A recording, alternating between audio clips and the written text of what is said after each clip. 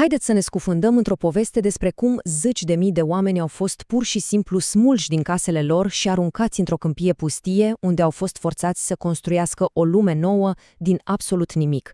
E un capitol de istorie adesea uitat, spus prin amintirile incredibil de puternice ale celor care l-au trăit. Iar totul începe cu această mărturie, o amintire care te lovește prin simplitatea ei. Greta Donțu avea doar 2 zile când a început totul și din întreaga ei copilărie asta a rămas esențial, foamea și frigul. De la această senzație primară, viscerală, pornește întreaga noastră poveste de astăzi. Ok, dar unde au fost trimiși acești oameni? Pentru a înțelege, trebuie să ne imaginăm câmpia Bărăganului de la începutul anilor 50, un peisaj vast, complet gol, ars de soare vara și bătut de viscole iarna. Un loc atât de neprimitor încât supraviețuitorii au spus, pe bună dreptate, Siberia românească.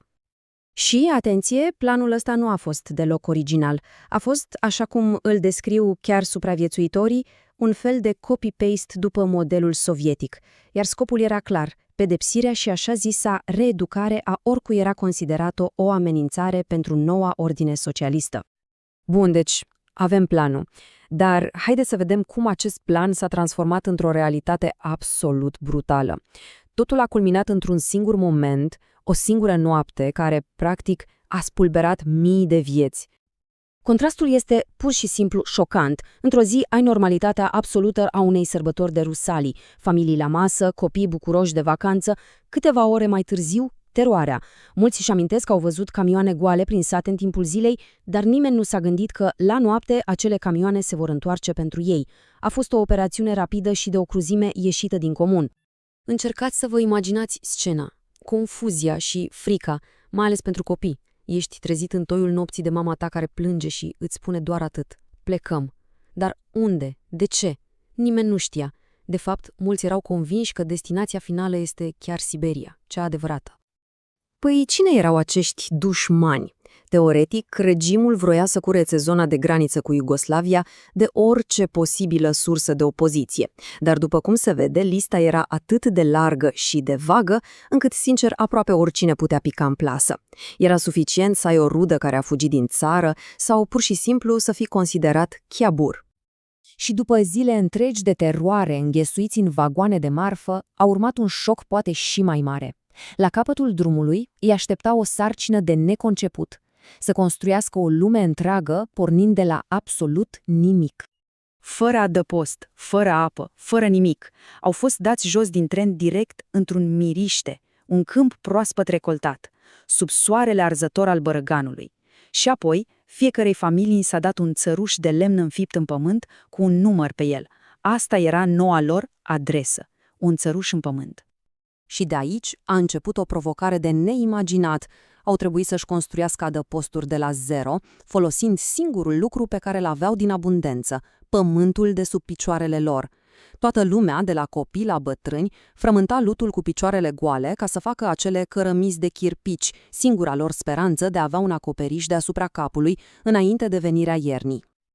Și poate pare de necrezut, dar au reușit. În doar câteva luni, acești oameni lăsați în câmp gol au construit nu o casă, nu un sat, ci 18 așezări complet noi. Sate întregi au răsărit practic din țărână, o realizare monumentală născută din disperare, dar și dintr-o voință de fier.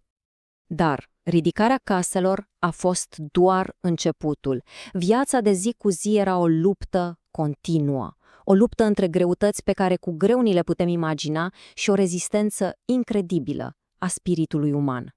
Și aici vedem, de fapt, 2 lumi paralele.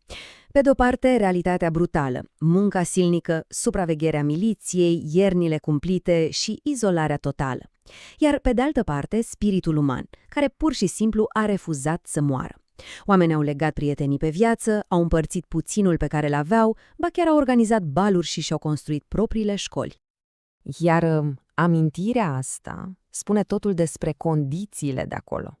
Familii întregi blocate sub nămeți atât de mari încât erau nevoiți să sape tuneluri prin zăpadă ca să iasă din propriile case, topind zăpadă ca să aibă apă de băut.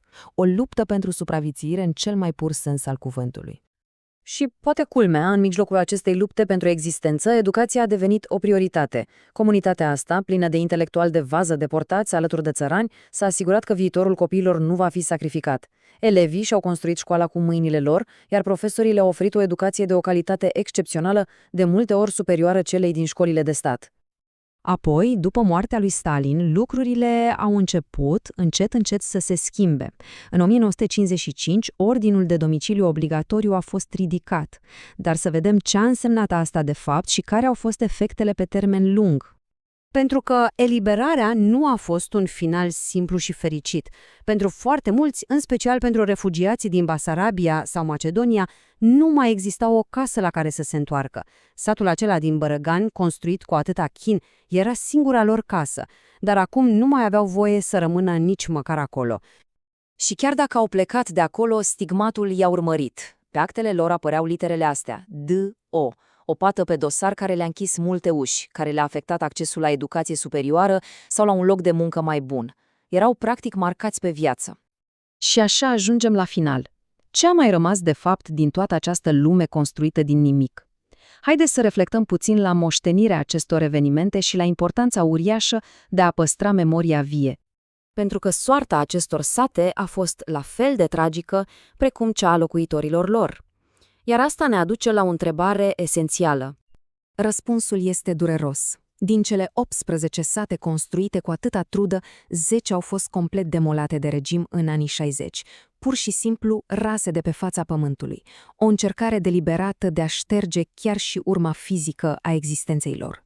Celelalte au dispărut treptat, înghițite de natură. Lumea lor a fost încă o dată redusă la nimic. Așa că singurul loc unde aceste sate mai există cu adevărat este în memoria oamenilor. Poveștile pe care le-am auzit astăzi supraviețuiesc doar datorită unor eforturi uriașe de a înregistra aceste mărturii. Fără astfel de proiecte, odată cu dispariția ultimilor supraviețuitori, întreaga lume a deportaților din Bărăgan s-ar stinge pur și simplu în tăcere. Cuvintele astea sunt absolut sfâșietoare. Când ești smuls din casa ta și forțat să construiești alta într-un loc al suferinței, ce mai poate însemna cuvântul acasă? E o rană atât de adâncă, o cicatrice a strămutării care nu se vindecă niciodată. Deci, în final, ce rămâne? Ei bine, rămâne memoria. Rămân poveștile incredibile despre rezistență, despre ingeniozitate și despre demnitate umană în fața unei opresiuni crunte. Și poate, cel mai important, rămâne datoria noastră de a nu uita cum, cândva, într-un câmp gol, niște oameni au construit o lume, chiar dacă acea lume a fost menită să dispară.